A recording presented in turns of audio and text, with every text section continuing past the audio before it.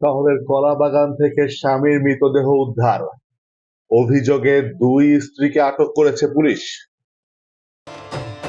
ঝিনাইদহ শহরের কলাবাগান এলাকা থেকে আব্দুল জব্বার নামের এক ব্যক্তিকে হত্যার অভিযোগে তার দুই স্ত্রী মিষ্টি ও সাথীকে আটক করেছে পুলিশ। দুপুর 1টার দিকে শহরের কলাবাগান এলাকার নিজ বাসা থেকে জব্বারের লাশ উদ্ধার করা হয়। আব্দুল জব্বার শৈলকুপা উপজেলার হাকিমপুর ইউনিয়নের হরিহরা গ্রামের আব্দুল জলিলের ছেলে।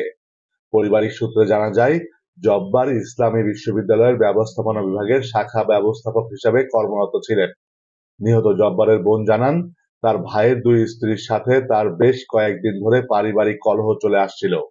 এর আগে তার ভাইকে গায়ে হাত তুলে মারধরও করেছে বড় স্ত্রী মিষ্টি খাতুন। সম্প্রতি জব্বারের বোন ও মা তার বাড়ি থেকে চলে যায় নিজ বাড়িতে। সেই সুযোগে বড় স্ত্রী রাবেয়া খাতুন মিষ্টি আজ দুপুরে দিকে বাড়িতে এসে তার ভাইকে পিটিয়ে হত্যা করেছে। হত্যার সময় তার ভাইয়ের ছোট স্ত্রীর সাথী ও প্রতিবেশীরা ঘটনাটি দেখেছেন।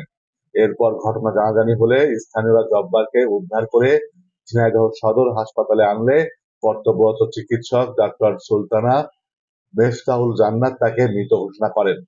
ঝিনাইদহ সদর থানার ওসি বলেন, জব্বার নামের এক ব্যক্তির মৃতদেহ তার নিজ বাসা থেকে উদ্ধার করা হয়েছে। এ ঘটনায় পরিবারের দাবি তাকে হত্যা করা হয়েছে। মৃত্যুর প্রকৃত কারণ ময়নাতদন্ত শেষে বলা যাবে।